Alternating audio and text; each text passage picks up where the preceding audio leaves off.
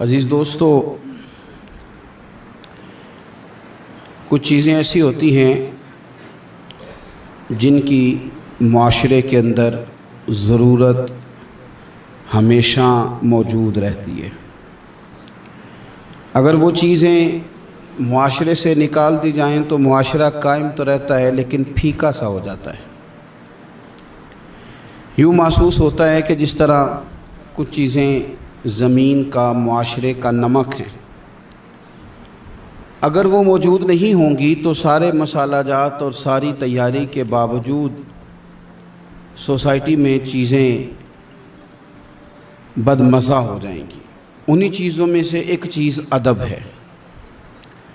ادب اگر معاشرے سے نکال دیا جائے تو چیزیں پھیکی ہو جائیں گی، اپنا اصل حسن چیزوں کا گدلا ہو جائے گا۔ باادب لوگ جو ہوتے ہیں وہ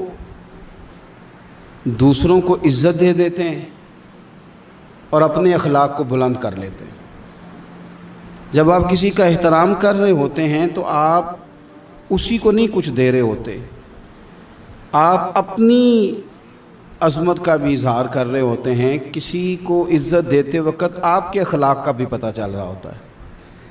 اخلاقی قدریں مضبوط ہوتی ہیں احترام کرنے سے۔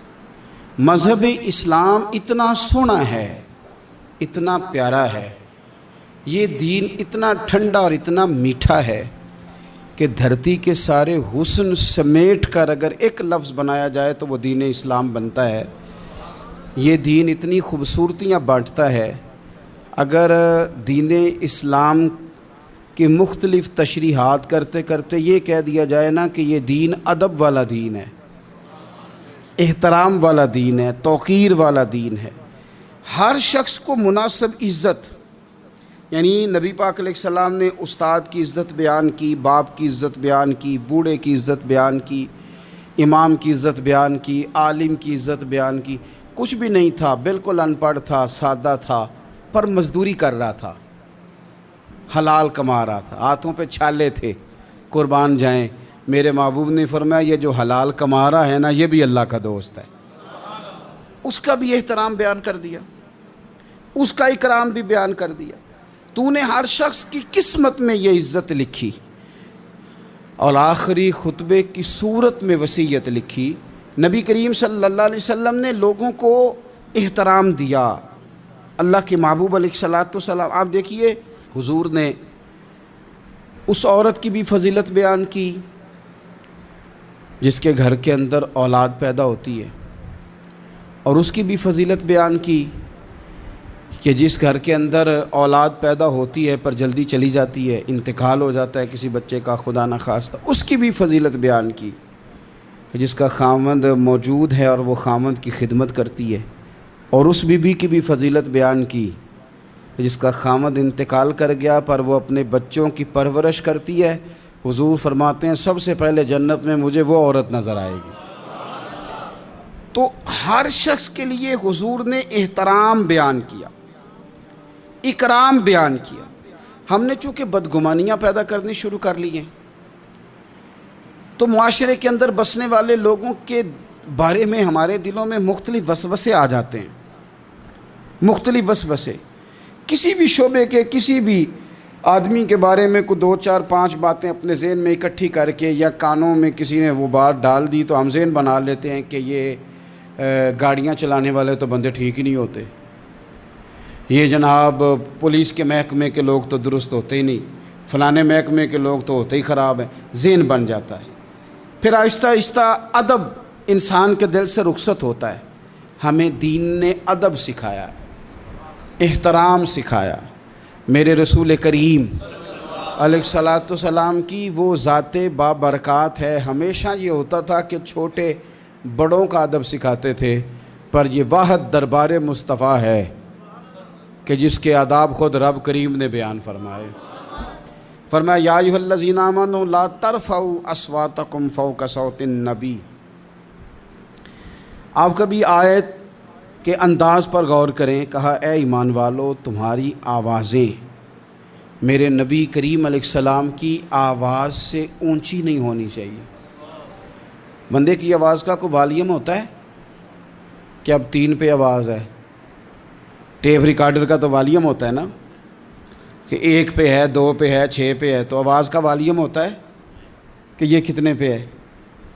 آواز تولی جا سکتی ہے کہ میری آواز کا وزن اس وقت 1.5 پاؤ ہے، آدھا کلو ہے، 5 چٹانک ہے. کوئی ہوتا ہے وزن؟ لیکن ہمیں بتایا گیا کہ بالکل وزن نہیں ہوتا، تولی نہیں جا سکتی، ماپی نہیں جا سکتی، پرکھی نہیں جا سکتی. لیکن جب تم نے دروازہ رسول پہ آنا ہے تو پھر آواز کو بھی تول کے آنا ہے، پھر لفظوں کو پرکھ کے آنا ہے، پھر جملے مرتب کر کے آنا ہے، پھر ترتیب لگا کے آنا ہے، پھر تم نے وہاں سوچ سمجھ کے بات کرنی. عزیز بھائی، ادب، احترام، اکرام، ہم نے نا احترام دینا چھوڑ دیا ہے، تنقید کرنی شروع کر دی. اور باقاعدہ بعض لوگوں نے بے ادبی کے کلچر پرموٹ کیے ہیں. انہوں نے جدوجہد کی ہے لوگوں کو بے ادب کر. چھوڑو جی، پتہ ہے مجھے فلانے کا بھی، چھوڑو میں جانتا ہوں سارا مایا کا چکر ہے، چھوڑو. مجھے تو کئی دفعہ بڑا ہی غصہ آتا ہے بعض چیزوں پہ. مسافر ہوں تو سفر کرتا رہتا ہوں. ایک ٹرک والے نے نا پیچھے لکھا ہوتا سب مایا ہے. تو چائے پینے کے لیے رکے ہم ایک ہوٹل پہ، تو اتفاق سے وہ بھی ٹرک سے اتر آیا چند منٹ کے بعد. تو میں نے اسے کہا کہ سب مایا ہے؟ کہنے لگا جی میں نے لکھوایا، واقعی سب مایا ہے، پیسوں کے بغیر کچھ بھی نہیں، سب مایا ہے. تو میں نے کہا آپ کے ابا نے جو آپ کے لیے محنت کی، اتنی مزدوریاں کی، پیسے لیے انہوں نے آپ سے؟ ماں نے جو دودھ پلایا تو پیسے لیے اس کے؟ کہنے لگا جی نہیں انہوں دی تے گل نہیں. تو میں کہ پھر انہوں دا لیکھ ہی چھڑ کے ماں پہ انہوں کڈ کے مایا ہے. وہ کسی کا تو استثناء کر، کسی بندے کا ہی نام لے لے کہ نہیں فلانا ٹھیک ہے، تو نے تو لکھ دیا سب ہی مایا ہے، سب پیسے کا چکر. وہ کسی کو تو معافی دو، کوئی تو بندہ ٹھیک ہو تمہاری نظر میں، کوئی بھی صحیح نہیں. اس طرح کیسے ہو سکتا ہے؟ تم کہتے ہو کوئی ٹھیک نہیں، اور بنانے والا کہتا ہے لقد خلقنا الانسان فی احسن تقویم، میں نے بنائی بڑے سونے ہیں، تمہیں ٹھیک کوئی نہیں لگتا. بنانے والا کہتا ہے میری تقویم ہی بڑی اعلیٰ ہے، میں نے بڑے سونے بنائے ہیں، تم دیکھو تو صحیح، انسان میرا شاہکار ہے. اب آپ دیکھیں کہ جب آپ ذہن بنا لیں گے کہ دنیا غلط ہے تو بے ادبی کریں گے، لیکن اگر ذہن بنائیں گے کہ یہ مخلوق ہے اور بنائی ہے میرے رب نے، اور بڑی سونی کر کے بنائی، اور بڑی حسین کر کے بنائی، اور بڑی اعلیٰ کر کے بنائی.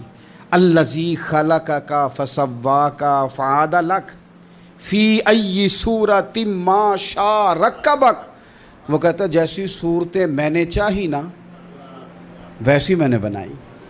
یہ تیرا چہرہ نہیں ہے، یہ تو رب کی چاہت ہے، یہ تو رب کی چاہت ہے، اللہ کی چاہت ہے. تو جو ہے تو احترام ہی نہیں کر رہا. احترام کریں، اپنے بڑوں کو عزت دیں اور سب کو احترام دیں. نبی پاک علیہ السلام نے فرمایا عالم کو علم کی وجہ سے، بزرگ کو عمر کی وجہ سے، اور اپنے حکمران کو عہدے کی وجہ سے عزت دیا کرو. ان کو احترام دو. آپ ہر شخص کا اس کے منصب کے لحاظ سے دیکھیں. ایک ہوتا ہے باتیں کرنا، باتیں کرنے میں بھی کوشش کریں پہلے کسی بزرگ کی سنیں، کسی بڑے کی سنیں. یہ ضروری نہیں کہ بزرگ پڑھا لکھا ہی ہو. کئی دفعہ یہ بھی ہوتا ہے کہ والد صاحب ان پڑھ ہیں، بیٹا انجینئر ہو گیا ہے. اب کوئی بندہ رشتہ دار تھا، اس نے مشورہ مانگا ہے کہ میں نے یہ مکان بنانا ہے، چھت ڈالنا ہے، تو میں 10 فٹ پہ ڈال لوں یا 14 فٹ پہ ڈالوں. تو والد صاحب مشورہ دینے لگے تھے، تو اگر بیٹا بول پڑے کہ ابا جی آپ تو پڑھے نہیں، میں تو انجینئر ہوں، آپ چپ کر جائیں، تو میرے خیال میں یہ اس کی بے ادبی ہے. اس کو چاہیے تھا والد صاحب کو بات کر لینے دیتا، اور بات کر لینے دینے کے بعد پھر وہ کہتا کہ جناب آپ بھی ٹھیک کہہ رہے ہوں گے تجربے کی روشنی میں، پر جو میں نے پڑھا ہے اور جو میں نے سیکھا ہے اور جو میرے سمجھ میں آیا ہے وہ یہ ہے.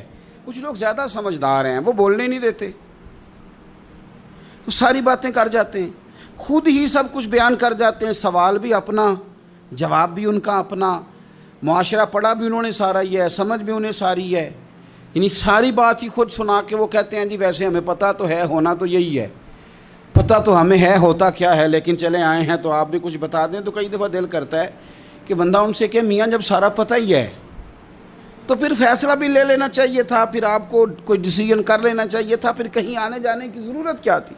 یہ چیزیں انسان کو اخلاقی کمزوری میں مبتلا کرتی ہیں۔ میرے نبی پاک صلی اللہ علیہ وسلم دیکھیے سمجھاتے کس طرح سے ہیں۔ 3 صحابی حضور کی بارگاہ میں حاضر ہوئے، حضرت سیدنا محیصہ بن مسعود، حضرت خویصہ بن مسعود، حضرت عبد الرحمن بن سہل۔ حضرت عبد الرحمن بن سہل جو تھے وہ ان سب سے نا عمر میں چھوٹے تھے، یہ 2 بڑے تھے۔ تو عبد الرحمن بن سہل تھے چھوٹے، پر انہوں نے بات پہلے کرنی شروع کر دی، اور جب وہ بات پہلے گفتگو شروع کر رہے تھے اور گفتگو بڑھ بڑھ کے کرنا چاہ رہے تھے، آگے بڑھ رہے تھے، خیال کر رہے تھے کہ مجھے بات پہلے کرنی چاہیے، اب بات ہی کرنی تھی نا، کوئی حرج نہیں ہے پہلے چھوٹا کر لے، کوئی مسئلہ۔ اگر آپ دوسرے نقطہ نظر سے دیکھیں گے تو کوئی حرج تو نہیں، ٹھیک ہے پہلے چھوٹا بات سنا لے۔ بہو نہیں بولنے دیتی کئی دفعہ، وہ کہتے ہیں پہلے میری سنو۔ داماد نہیں بولنے دیتا، اس کی مرضی ہے۔ بچے بیٹے نہیں بولنے دیتے، وہ کہتے ہیں ابا جی آپ تو تھے ہی نہیں، ہمیں زیادہ پتہ ہے، بول پڑتے ہیں، کیا کیا جائے۔ لیکن 3 صحابہ آئے ہیں، حضرت عبد الرحمن بن سہل چھوٹے تھے، انہوں نے بات حضور کو پہلے سنانی چاہیے۔ حضور تو سب کے نبی ہیں نا، اور سرکار نے تو سب پر کرم نوازی کرنی ہے، سننی ہے۔ وہ پہلے سنانے لگے تو حضور نے روک دیا، فرمایا آپ ذرا ٹھہر جائیں، ابھی آپ بات نہ کریں، پہلے بڑوں کو بات کرنے دیں۔ یہ تعلیم بیان فرمائی کہ گفتگو میں بڑوں کو پہلے موقع دیا جائے گا، بڑے کیا کہتے ہیں ان کی بات پہلے سنی جائے گی، ان سے پہلے پوچھا جائے گا کہ معاملہ کیا ہے۔ ہم بزرگوں کو موقع ہی نہیں دیتے۔ میں بڑے درد کے ساتھ یہ بات عرض کرتا ہوں، ہمارے نوجوانوں نے نا بزرگوں کو ریٹائر کر کے کونوں کے ساتھ لگا دیا ہے، کوئی مشورہ نہیں کرتے، فیصلے کر کے بتاتے ہیں۔ اگر بزرگوں کی رائے کبھی لی جائے، میرے ابا جی کبھی شام کو نکلتے وقت میں یا میرا کوئی بھائی کہتا نا کہ کہیں کام سے جا رہے ہیں، تو والد صاحب فرمایا کرتے پوچھ کے چلے ہو کہ 10 کے چلے ہو؟ نہیں سمجھ آئی بات، پوچھ کے چلے ہو کہ؟ تو وہ پوچھتے ابا جی یہ پوچھ کے 10 کے دا کی فرق ہے؟ تو والد صاحب فرماتے کہ پوچھ کے جانے دا مطلب ہے کہ جے تسی اجازت دیندے ہو تے جائیے۔ کہندے نے پتر پھر شاید میں تانوں آکھاں کہ رات پہ گئی ہے، شام ہو گئی ہے، میرا دل نہیں، تسی باہر نکلو۔ تو جے تسی صرف 10 کے چلے ہو تے پھر اساں کی کر لینا ہے؟ پھر تو تساں فیصلہ کر لیا، ہن تساں۔ آج کل بوڑھے چپ کر گئے ہیں، میں درد سے بات کرتا ہوں، بزرگ خاموش ہو گئے، اس لیے کہ بچے پوچھ کے نہیں جاتے، بچے بتا کے جاتے ہیں۔ وہ کہتے ہیں میں جا رہا ہوں، انہوں نے فیصلہ کر لیا، طے کر لیا ہے جانا ہے۔ اگر کبھی ان سے پوچھا جائے، اگر ان کو احترام دیا جائے، میں بڑی دفعہ کہتا ہوں، پھر کہتا ہوں کہ شاگرد پجاروں پہ بیٹھا ہو نا اور پی ایچ ڈی کر گیا ہو، اور استاد میٹرک پی ٹی سی ہو اور ابھی بھی سائیکل ہی چلاتا ہو، تو آئے کبھی رستے میں ملاقات ہو جائے شاگرد کی استاد سے، اور شاگرد پجارو سائڈ پہ کھڑی کر کے اپنے استاد صاحب کو پہلے سلوٹ کرے، اور پھر وہ کہے کہ استاد جی لڑکا لے آتا ہے سائیکل، آپ پجاروں پہ بیٹھے، میں گھر چھوڑا ہوں آپ کو۔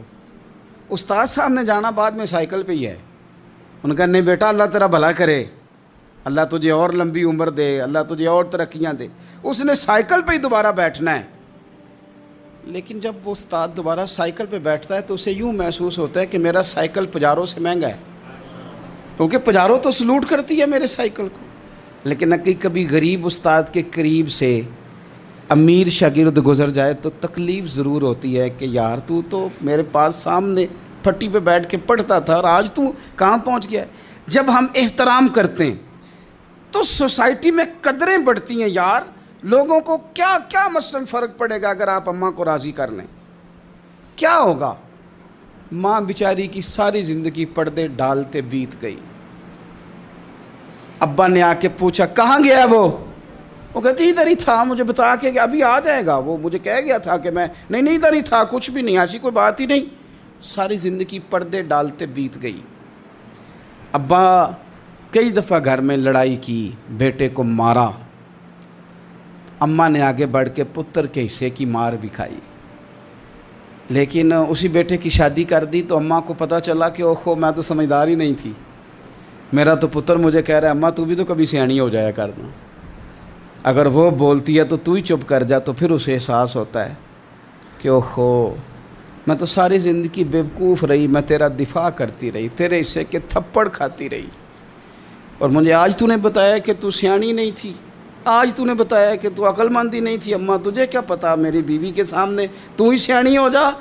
وہ ٹوٹ جاتی ہے، بکھر جاتی ہے، وہ کبھی پلٹ کے دیکھتی ہے تو اسے بڑے سارے زخم تازے ہو کے دکھائی دیتے ہیں، وہ یار میں ہی سیانی نہیں تھی۔ سنو نا، امام حسن رضی اللہ تعالیٰ عنہ فرماتے ہیں، امام حسن نے کوئی لمبا وقت نہیں اپنی والدہ کے ساتھ گزارا، چھوٹے تھے تو سیدہ فاطمہ الزہرا رضی اللہ تعالیٰ عنہ وصال کر گئیں، پر شیر خدا کے پتر کی بات دیکھیں، امام حسن کہتے ہیں لوگوں میں جب تھوڑا سا باشعور ہوا اور مجھے چیزیں تھوڑی سی دکھائی دینے لگی تو میں نے کبھی اپنی اماں کے ساتھ ایک پلیٹ میں کھانا نہیں کھایا تھا۔ حضور ساری دنیا کھاتی ہے تو آپ نے کیوں نہیں کھایا؟ تو فرماتے ڈر لگتا تھا کہ کہیں ایسا نہ ہو کہ جس لقمے کی طرف میری ماں اپنا ہاتھ بڑھائے کہیں میں نہ اٹھا لوں، بے ادبی نہ ہو جائے۔ ڈر لگتا تھا، میں نے یہاں تک بھی نا، کیونکہ ماں تو ماں ہوتی ہے، میں نے یہاں تک بھی ماں کا احترام کیا، روٹی کھانے میں بھی تقدیر نہیں کی۔ یہاں ماں وہ کہتی ہے پیر صاحب انہوں دسیا جے نا کہ میں تانوں آکھیا سی، انہیں گلاں چ انہوں آکھیا جے میرے نال بولے تھے صحیح کرے، انہوں دسیو نا میرے نال بگڑ جائے گا، انہوں آکھیا جے نا میں تانوں شکایت لائی، پر نہ انہوں گلاں چ سمجھایا جے کہ میرے نال اچھی نہ بولیا کرے، میں تکلیف، انہوں آکھیو نا۔ او یار کیا کائنات میں حضور سے بڑا بھی کوئی ہے؟ لیکن حضرت حلیمہ سعدی آئی ہیں تو کیا میرے نبی اٹھ کے کھڑے نہیں ہو گئے؟ حضور نے اکرام دیا تو اکرام دینے سے قد بڑا ہوتا ہے، چھوٹا تو نہیں ہوتا۔ خدا را اپنے بڑوں کا اکرام کرنا سیکھیں۔ انہوں نے کسی نے آپ کو جگہ دی ہوگی، کسی نے آپ کو نوکری دی ہوگی، لیکن ماں باپ نے تو زندگی دے دی اولاد کو، جوانیاں دے دی، سارا کچھ دے دیا، اور بچے ہیں کہ سمجھتے نہیں۔ احترام کے جذبے اپنی طبیعت میں لائیں، بے ادب نہ بنیں، سوء ادب نہ کبھی کریں، آپ نہ کبھی کوئی ایسا کام نہ کریں جس سے نہ تکلیف بڑھے، جس سے آزمائش بڑھے۔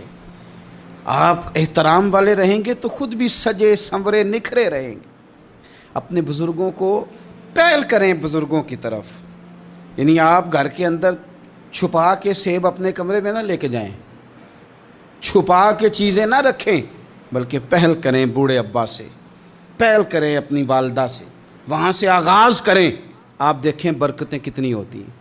میں کچھ باتیں مجھے لطف دیتی ہیں، میرے کچھ سنگی ہیں، 3 بھائی ہیں اکٹھے مجھ سے بیعت ہیں، میرے ساتھ بڑا پیار کا رشتہ ہے، تو کبھی کبھی نا خدمت کرنے کا دل کرتا ہے ان میں سے کسی کا کہ چلیں حضرت صاحب آئے ہیں تو ہم کچھ نذرانہ پیش کریں، تو اپنے بڑے بھائی کو وہ تھماتے ہیں کہ جناب آپ یہ کام کریں۔ اللہ تعالیٰ کا شکر ہے میری جیب کم ہی خالی رہتی ہے، اس کا فضل رہتا ہے، لیکن وہ پیسے لینے سے زیادہ یا تحفہ لینے سے زیادہ یا پھول پکڑنے سے زیادہ اس بات کی مجھے خوشی ہوتی ہے کہ کتنے نرالے ہیں، بڑے کو آگے لگاتے ہیں تو برکت تو حاصل کرتے ہیں نا، اس لیے کہ برکتیں ہمیشہ بڑوں سے ہوتی ہیں، بڑوں سے ہمیشہ برکتیں، یہ پھول کا تحفہ بڑے بھائی کو دے کے جب آگے کیا جاتا ہے تو میرے دل کو اچھا لگتا ہے، مجھے قرار آتا ہے کہ یار یہ لہجہ ٹھیک ہے، یہ انداز یہ ٹھیک ہے۔ اپنے بڑوں کو آگے رکھیں، بڑوں کو کلام کرنے کا موقع پہلے دیں، گھر میں کوئی چیز لائیں تو تقدیم کریں۔ ہمارے ہاں نا اب جو استادی شاگردی آئی ہے نا یہ بڑی خطرناک ہے۔ ہمارے ایک قاری صاحب تھے، ایک مدرسے میں پڑھاتے تھے، بڑا مارا کرتے تھے، اور میں انہیں مذاق بھی کرتا تھا، کبھی کبھی عذرائے محبت مزاح کرتا تھا۔ میں ان سے کہتا تھا قاری صاحب آپ شاید مار کھا کے پڑھیں اس لیے بچوں سے بدلہ لیتے ہیں۔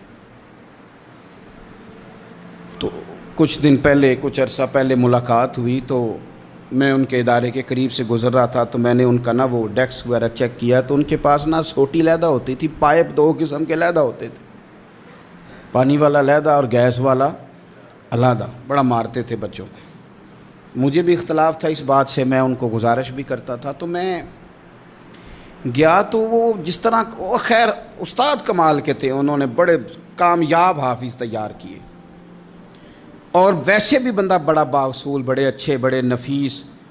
میں نے ان سے کہا کہ وہ خیر ہے، مطلب چھوٹیاں چھوٹیاں کدھر گئیں آپ کی؟ کہنے لگے حضرت صاحب نہ شاگرد رہے، نہ استاد رہے، نہ وہ ماں باپ رہے۔ کہنے لگے پتہ نہیں 2-4 سالوں میں کیا ہوا ہے۔ تو میں نے کہا آپ کو تو کوئی منع کاری نہیں، میں نے کئی دفعہ سمجھایا تھا، آپ باز نہیں آتے۔ کہتے تھے اب آ گیا ہوں، اس لیے کہ ایک کو چھڑی مار رہے ہوتے ہیں تو دوسرا ساتھ ویڈیو بنا رہا ہوتا ہے۔ پہلے طالب علم اس طرح کی توہین کا رویہ استادوں کے ساتھ نہیں کرتے تھے، وہ کہتے تھے جیسے بھی ہے فیض استاد سے لینا ہے۔ اب آپ ذرا گھور کے دیکھیں تو کہتے ہیں لاؤ کتابیں، جا رہا ہوں بڑے مدرسے، بڑے کالج، بڑے اسکول۔ میں نے اپنی زندگی میں دیکھا کہ ہمارے بڑے کہتے تھے، کبھی گھر کے بتاتے نا استاد جی نے مارا ہے تو کہتے تھے کسی غلطی سے مارا ہوگا، اور اس طرح کے سخت لفظ بولتے تھے کہ ہمیں لگتا تھا کہ ہمارے بزرگ ہمارے ساتھ زیادتی کر رہے ہیں۔ وہ کہتے تھے کہ مینوں ہڈیاں چاہیے نے پڑھیا ہوئے، یہ لفظ کہتے تھے میرے ابا جی میری اماں، ہڈیاں دیا جی سانوں پر دیا جی پڑھیا۔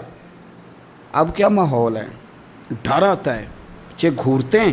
ان کی اماں آ کے کہتی ہے تو 8,000 کا مولوی ہے، میرا 1.25 کروڑ کا بچہ ہے، تیری طاقت کیسی ہوئی چودھری کے بچے کو ہاتھ لگانے کی؟ اتنی تیری جرت کہ انہوں نے میرے بیٹے کو ہاتھ لگایا ہے؟ کروں گی نا کل بندے اکٹھے تیری کراؤں گی چھوٹی مسجد سے، تو اتنی تیری طاقت کہ تو میرے بچے کو مارے۔ ہم نے نا پرموٹ کی چیزیں، پرموٹ۔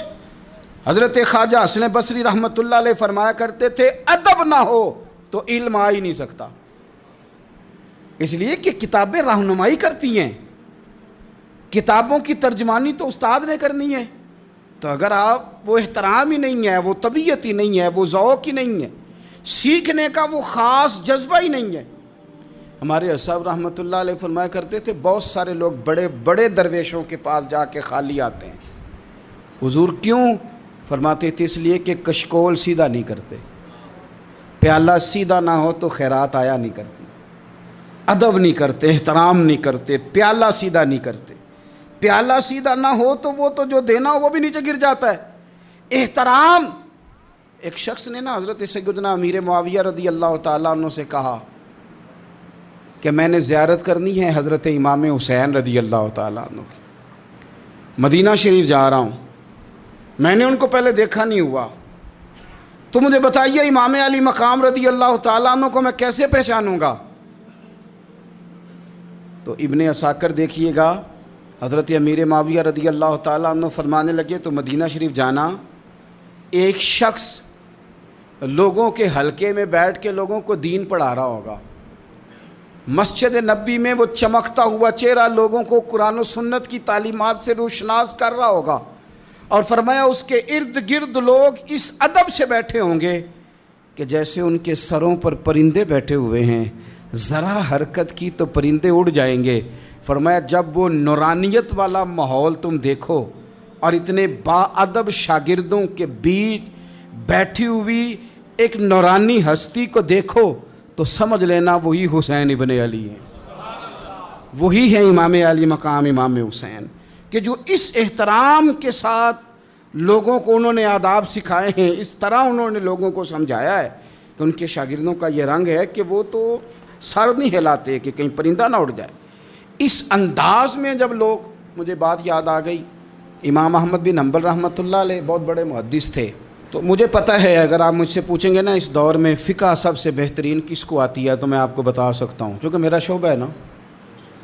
آپ پوچھیں گے صرف ناو کا استاد کون اچھا ہے تو میں بتا دوں گا کہ کہاں پہ ہے، کون ہے، میرا شعبہ ہے۔ اسی طرح سے میڈیکل کے شعبے سے وابستہ لوگوں سے آپ پوچھیں گے کہ ہارٹ کا ڈاکٹر کون سا اچھا ہے تو بتا دیں گے۔ پوچھیں گے بھئی میں نے ایک ناک کان گلے کے ڈاکٹر کے پاس جانا ہے، تو جس کا جو شعبہ ہے اسے پتہ ہوتا ہے۔ مدرسے کے بچوں کو بھی پتہ ہوتا ہے کہ کون سا آدمی کہاں بہترین پڑھانے والا ہے۔ ایک بزرگ تھے شاہ بقی الدین ابن مخلد،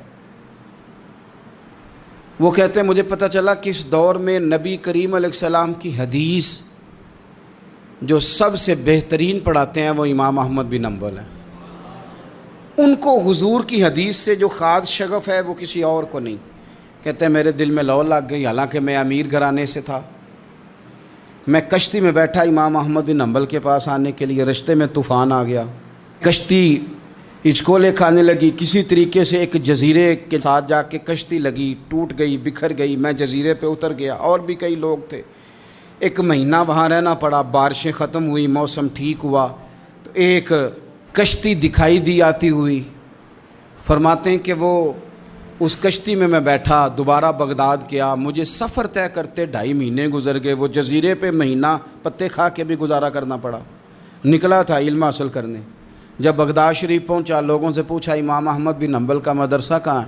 انہوں نے کہا وہ مدرسہ تو بند ہو گیا ہے، وقت کا بادشاہ مخالف ہو گیا، مسجد مدرسہ سیل کر دیا۔ امام صاحب کہاں ہیں؟ کہا گھر کے اندر قید ہیں، ان کے گھر کو سب جیل بنا دیا، چاروں جانب پولیس کھڑی ہے، اور ویسے بھی بغداد میں کرفیو ہے، ہر چوک چوراہے میں پولیس والے کھڑے ہیں۔ شاہ بقی الدین کہتے ہیں اتنا کچھ سننے کے باوجود بھی میرا جذبہ ٹھنڈا نہیں ہوا، وہ مہینے میں سفر کی صحبتیں، گو سنا تھا کہ آستانہ یار دور ہے، پر ہم نے بھی ٹھان لی تھی کہ جانا، گو سنا تھا کہ آستانہ یار دور ہے، پر ہم نے یہ ٹھان لی تھی کہ جانا ضرور ہے۔ کہتے ہیں پہنچ گئے، اب پتہ چلا کہ کرفیو ہے، سڑکوں پہ پولیس کھڑی ہے، گلیوں میں چوکوں چوراہوں میں پہرے ہیں، امام صاحب تک تو جا کوئی نہیں سکتا۔ کہتے ہیں میں نے ایک شخص کی منت کی، میں نے کہا کسی طریقے گاڑی بتا، کہنے لگا میں اشارہ بھی نہیں کر سکتا، سخت حالات ہیں، وہ کوئی طریقہ۔ میں نے جب زیادہ تڑپ کے کہا تو وہ شخص کہنے لگا میں ان کے گھر کے قریب تجھے لے جاؤں گا اور گزرتے وقت صرف آنکھ کا اشارہ کروں گا۔ کہتے ہیں میں نے کہا یہ بھی ٹھیک ہے۔ ان کے گھر کے تیری تلاش میں پھرے نا ہم جنگل پہاڑ اور دشت میں، ان کے دروازے کے قریب اس نے اشارہ کیا۔ شاہ بقی الدین کہتے ہیں کہ میں گھر دے کے آ گیا واپس، اب میں سوچنے لگا کہ کیسے امام صاحب تک پہنچنا ہے، بڑی تجویزیں سوچیں، بڑی تجویزیں، کام والا بن جاؤں، پھیری لگانے لگ جاؤں، پھر سوچا کہ اگر میں کچھ بیچوں گا ریڑھی پہ رکھ کے تو کوئی خریدنے نکلے گا کوئی نہیں نکلے گا، کس طرح کروں کیا کروں، بڑی سوچیں، بالآخر میں نے طے کیا، اللہ اکبر، میں نے نہ کپڑے پھاڑ لیے، امامہ اتار دیا، فرماتے ہیں کہ ایک پیالہ مٹی کا خرید کے گلے میں رسی سے باندھ لیا، اور امام احمد بن حنبل کی 3 گلیوں پیچھے میں نے دروازہ صدا لگانی شروع کی، فقیر ہوں، اللہ کے نام پہ لینے آیا ہوں۔ کہتے ہیں 1 دینار مانگتے مانگتے مانگتے مانگتے آزم یار مناؤن دی خاطر اساں کی پیس وٹائے۔ کہتے ہیں مانگتے مانگتے نا میں امام احمد بن حنبل کے دروازے تک آیا، امیر گھر کا بچہ تھا، بڑے پیسے جیب میں ہوتے تھے، امام کے دروازے پہ صدا لگائی کوئی ہے اللہ کے نام پہ دینے والا؟ کہتے ہیں وہ نور بھرا دروازہ کھلا، ایک گورے مکھڑے والا، سفید داڑھی والا، سونے امامے والا، چمکدار آنکھیں، نورانی شباہت۔ کہتے امام احمد بن حنبل باہر آئے اور جیسے 1 دینار میرے پیالے میں ڈالنے لگے تو میں نے ہاتھ چوم کے کہا سونیا تیرے قربان جاؤں، میں دینار لینے نہیں آیا، محمد عربی کی حدیثیں سننے آیا ہوں۔ کہتے امام کی بھی آنکھیں کھل گئیں، کہنے لگے اس حال میں آزم یار مناؤن دی خاطر اساں کی پیس وٹائے؟ کہا حضور کیا کرتا، یہی ایک طریقہ رہ گیا تھا، میں تو کہاں سے چلا ہوں، کہاں پہنچا ہوں، کیا کروں؟ امام صاحب فرمانے لگے پھر میں بھی بڑے دنوں سے پریشان تھا، کوئی سیکھنے والا نہیں مل رہا تھا، تو مل گیا۔ کہنے لگا حضور میں روز آ جاؤں فقیر بن کے، آپ جتنا چاہیں 2 4 5 منٹ میں مجھے حدیثیں سنا دیں، میں اگلے دن یاد کر آیا کروں۔ کہتے 2 سال لگ گئے، شاگرد کہاں ملیں گے ایسے، کہاں مرید ملیں گے، گزر گیا دور۔ کہتے ہیں کہ میں نا ہر روز فقیر بن کے جاتا، 3 گلیاں پیچھے مانگنا شروع کرتا، کوئی شک نہ کرے، 2 سال دروازے پہ جاتا، آگے پیالہ کرتا، امام 1 دینار ڈالتے اور مصطفیٰ کی حدیثیں سناتے۔ کہتے ہیں حالات بدل گئے، 2 سال کے بعد حکومت بدل گئی، امام کا مدرسہ بحال ہو گیا، رش ہو گیا، بادشاہ بڑا عقیدت مند تھا، جو نیا آیا اس نے بڑا کر کے ادارہ بنا کے دیا، جس دن میں گیا تو رش لگا ہوا تھا۔ کہتے ہیں حالات بدلے تو ہم نے بھی کپڑے بدلے، ہم نے بھی دوبارہ سے دستار باندھی، اور کہتے ہیں بڑے لوگ بیٹھے ہوئے تھے، میں جب داخل ہوا نا تو امام اٹھ کے کھڑے ہوئے، آپ فرمانے لگے پتر ادھر آ، تو آگے آ کے بیٹھ، لوگ دین سیکھنے آتے ہیں، تو فقیر بن کے مانگنے آیا تھا، اور میں بھی باقیوں کو پڑھایا کرتا تھا، تجھے میں دیا کرتا تھا، اور اب باقی پڑھا کریں گے، تجھے دیا جائے گا، اور آج تجھے سینے سے نکال کے دیا کروں گا۔ زمانے بدل گئے، حالات بدل گئے، وہ شخص چلا گیا، کون حکمران تھا کون نہیں تھا، لیکن استاد شاگرد کے ادب کی داستان قیامت تک باقی رہے گی۔ یہ قیامت، جب طبیعتوں میں احترام ہوتا ہے، جب ادب ہوتا ہے، آپ کو پتہ ہے نبی پاک صلی اللہ علیہ وسلم کو یہ ادب کتنا پیارا ہے۔ نبی پاک علیہ السلام اس احترام کے جذبے کو کتنا پسند کرتے ہیں۔ اللہ کے پیارے رسول صلی اللہ تعالیٰ علیہ وسلم اس جذبہ احترام سے کتنے راضی ہوتے ہیں۔ حضور کس قدر زیادہ چاہتے ہیں کہ میری امت ادب والی بنے۔ نبی پاک علیہ السلام ادب والے لوگوں کے بارے میں اتنے راضی ہیں، اتنے راضی ہیں، اتنے خوش ہیں، حضور اتنا نوازتے ہیں۔ میں نے یہ حدیث پڑھی تو یوں لگا کہ جیسے روح وجد کرنے لگی ہے۔ بہقی میں امام بہقی نے لکھی ہے، اللہ کے پیارے رسول علیہ السلام فرماتے ہیں، جو چھوٹے پر شفقت کرے اور بڑے کا احترام کرے، اللہ اسے جنت میں میری سنگت عطا فرمائے گا۔ یہ میرے قرب کا ذریعہ ہے، یہ چیز میرا قرب ملے گا۔ شرط یہ ہے کہ ادب والے بن کے آؤ، احترام والے بن کے آؤ، کبھی بھی سوء ادب نہ کریں، کبھی کسی مقام پر بھی بے ادبی نہ کریں، آپ اپنا ذائقہ کبھی تبدیل نہ کریں۔ امام احمد بن حنبل ایک جگہ وضو کر رہے تھے، ایک شخص کہتا ہے میں نے ساری زندگی گناہوں میں گزار دی تھی، تو امام صاحب نا وضو کر رہے تھے جھیل پر بیٹھ کے، تو جھیل اس طرح ہوتی ہے، پہاڑ ہیں، اوپر کو پانی نیچے آ رہا ہے، تو کہتے ہیں امام صاحب نیچے بیٹھ کے وضو کر رہے تھے، تو میں اوپر بیٹھ کے نا وضو کر رہا تھا یا پانی پی رہا تھا، تو میں نے دیکھا کہ اتنے بڑے امام نیچے ہیں۔ کہتا ہے میں نا میرے دل میں خیال ہے یار میں ساری زندگی غلط کاموں میں گزاری ہے، پر جو بھی ہے یہ رسول اللہ کے دین کے عالم ہے۔ کہتے ہیں وہ حضور کے دین کی عزت کرنے کے لیے میں اوپر سے اٹھا آ کے نا، تو میں تھوڑا پیچھے جا کے نیچے بیٹھ گیا، جو میری حاجت تھی، پانی پینا تھا یا منہ دھونا تھا، میں وہ کرنے لگا۔